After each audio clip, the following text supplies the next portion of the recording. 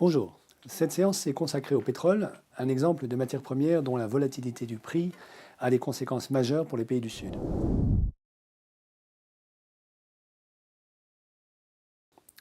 Tout d'abord, nous allons découvrir que le pétrole est une matière première très financiarisée. Les médias d'information économique font souvent référence au prix du baril de pétrole brut. Le baril, c'était des tonneaux de 159 litres dans lesquels on transportait du pétrole au XIXe siècle. Aujourd'hui, le pétrole ne circule plus dans les barils, mais dans de gigantesques oléoducs qui le conduisent du point d'extraction au point de raffinage. Le pétrole raffiné est ensuite acheminé en oléoduc ou en camion ou en bateau ou en wagon-citerne vers les points de consommation, les usines, les pompes à essence, etc. La formation du prix du pétrole, qui est si importante pour le développement industriel récent, n'a au fond jamais suivi une logique de marché dans le sens où les prix du pétrole n'ont jamais été déterminés par l'ajustement de l'offre et de la demande. Pour simplifier, on peut dire que jusque dans les années 1950, les grands producteurs américains, organisés en un quasi-cartel, fixaient les prix au moyen d'une entente en partie illicite. À partir de 1950, le rendement des grands puits américains découverts au cours des années 1930 commence à décliner, car le pétrole facile à extraire a déjà été consommé. La production intérieure américaine ne suffit plus à la consommation, et du coup des ressources immenses sont découvertes au Moyen-Orient, de sorte qu'en 1960, l'Iran, l'Irak, le Koweït, l'Arabie saoudite et le Venezuela fondent l'OPEP, l'Organisation des pays exportateurs de pétrole. L'OPEP va faire référence à des formules de calcul de prix fixes ou prévisibles jusque dans les années 2000 pour le pétrole. À partir du début du siècle, elle va cesser d'influencer directement les prix, tout en gardant bien sûr une influence déterminante sur les quantités extraites.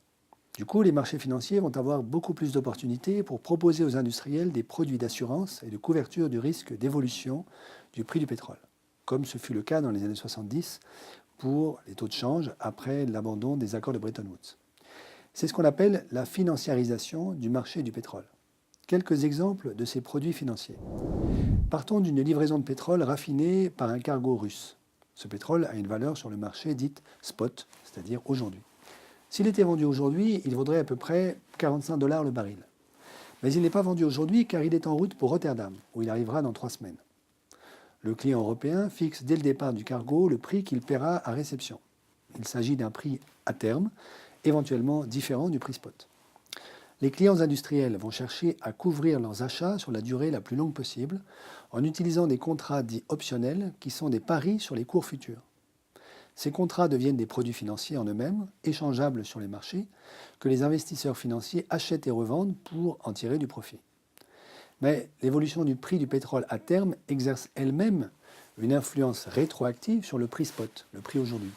Sans quoi, des opportunités d'arbitrage pourraient apparaître que les investisseurs s'empresseraient d'exploiter à leur profit. De sorte que désormais, le prix spot du pétrole est en grande partie déterminé par référence au prix des actifs financiers de livraison à terme du pétrole. Le volume des transactions financières sur le pétrole a explosé et aujourd'hui il est d'environ 30 fois le volume des transactions physiques. En outre, ce marché est largement dominé par un petit groupe de grandes banques d'affaires nord-américaines. Mais l'activité d'achat et de vente de produits financiers sur le pétrole est l'une des activités principales des sociétés pétrolières elles-mêmes, d'importance égale aujourd'hui à celle de la production, de l'exploration ou du raffinage.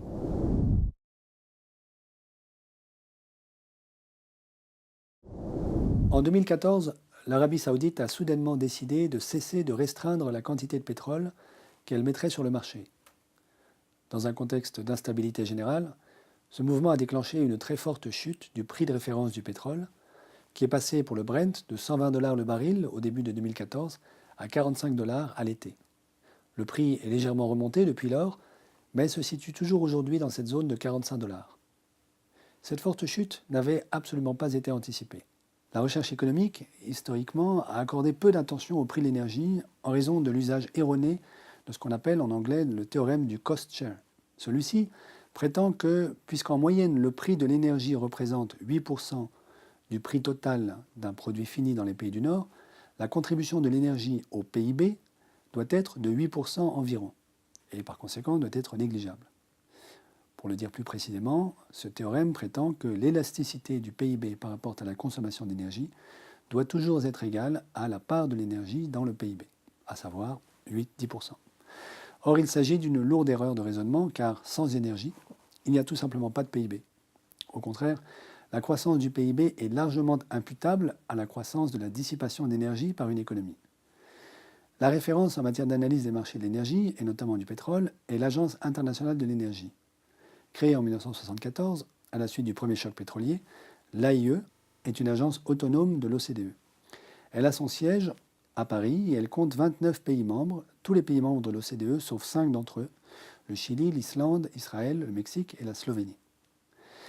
Malgré l'expertise de ses équipes, l'AIE n'a jamais réussi depuis les années 2000 à prévoir le cours du pétrole correctement, comme l'indique le graphique que vous voyez apparaître. Cela illustre notre point précédent. À partir des années 2000, le prix du pétrole est déterminé essentiellement par les marchés financiers, que l'AIE n'a pas pour mandat d'analyser. Elle se concentre sur la connaissance du pétrole physique, ses réserves, sa production, etc. La volatilité du prix du pétrole n'est importante que depuis le premier choc pétrolier de 1973. Auparavant, le prix du pétrole est resté très stable pendant presque tout le XXe siècle, puisqu'il était fixé en réalité au terme d'une négociation entre grandes firmes pétrolières. On peut observer aussi que le prix que nous connaissons depuis 2014 semble très bas à l'échelle des 2 dernières décennies, mais qu'il est relativement élevé si l'on considère la moyenne historique des prix sur une longue durée. Enfin, la volatilité qu'on observe depuis le premier choc pétrolier de 1973 est très importante. Les mathématiciens français Nicolas Boulot et Christophe Choreau ont étudié spécifiquement ce phénomène et ont montré qu'une volatilité élevée des prix, liée par exemple à la financiarisation du marché, peut rendre impossible toute prévision des cours. Mathématiquement, cela provient du fait que toute semi-martingale positive ayant une volatilité suffisamment élevée tend nécessairement, presque sûrement, vers zéro. On peut résumer ce résultat en disant que la financiarisation du prix du pétrole détruit l'information du signal prix dans l'économie, en particulier pour une denrée aussi fondamentale que le pétrole.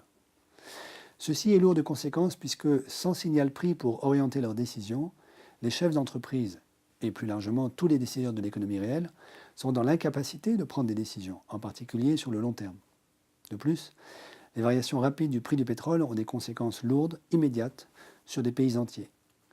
Le secteur de la production du pétrole de schiste américain a été touché de plein fouet par la chute des cours, avec un arrêt quasi total de la production, puisque les coûts unitaires de production du schiste sont très élevés, environ 35 $ par baril, à comparer à un coût de quelques dollars par baril pour le pétrole conventionnel d'Arabie saoudite.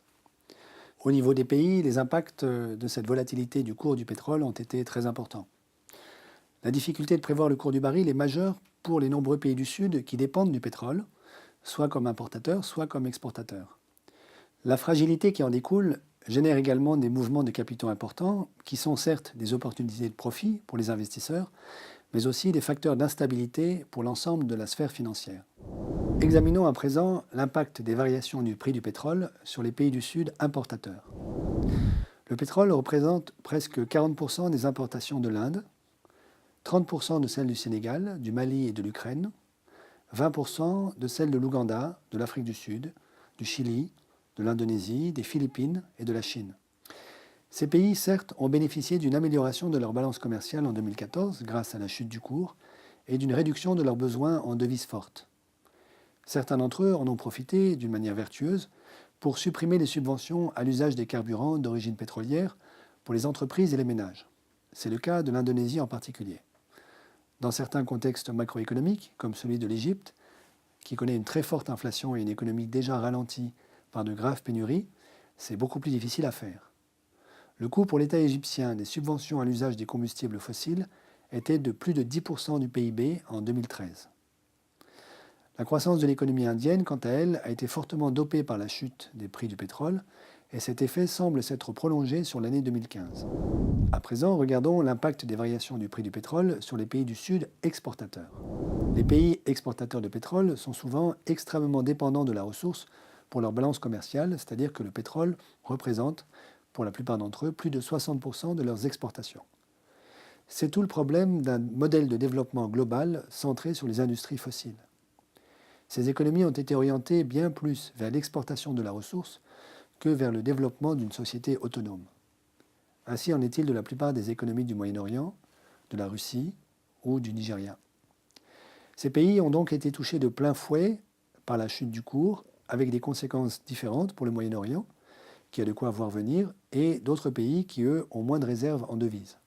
On peut noter néanmoins que l'Arabie saoudite a réalisé le premier emprunt de son histoire sur les marchés financiers et qu'elle a lancé le processus d'appel aux capitaux internationaux pour sa société pétrolière nationale Aramco, qui devra à cette occasion publier le chiffre de ses réserves. Le PIB de la plupart des pays exportateurs s'est fortement contracté à partir de 2014-2015. La Russie, par exemple, a connu une contraction majeure. La baisse du pétrole a dévasté le Venezuela directement par un manque à gagner de près de 80 milliards de dollars, une chute de 8% de son PIB, la plus violente du monde, et indirectement parce que les investisseurs internationaux ont cessé de lui prêter. L'État vénézuélien a répondu en imprimant de la monnaie pour faire face à ses besoins immédiats, entraînant une hyperinflation de presque 500%. La privation de devises a entraîné des pénuries de produits alimentaires et sanitaires de première nécessité qui illustrent, s'il en était besoin, combien des économies axées sur la rente pétrolière sont vulnérables. La crise vénézuélienne devrait nous inviter à construire rapidement, particulièrement au sud, des modèles de développement économique peu ou moins dépendants des énergies fossiles. En effet, la volatilité du prix du pétrole ne doit pas nous faire oublier la réalité physique. Le rendement des puits de pétrole américains a fortement décliné à partir de 1950. Il arrivera mécaniquement la même chose aux puits d'Arabie saoudite pendant la première moitié de ce siècle. Les autres réserves qui existent sont beaucoup plus difficiles d'accès, donc fournissent un carburant moins rentable énergétiquement. Indépendamment de toute considération de prix, une énergie dont le rendement énergétique est nul ou négatif ne peut pas conduire à une croissance économique. Le pétrole se renchérira donc nécessairement et drastiquement et s'épuisera au cours de ce siècle, et ce pour des raisons géologiques, même en l'absence de taxes carbone ou d'interdiction d'extraction pour des raisons liées au climat. Il est donc impératif de réduire rapidement la dépendance des pays du Sud, dont la crise de 2014 a montré qu'elle pouvait coûter si cher, et de construire le développement des économies émergentes en dehors de cette ressource polluante.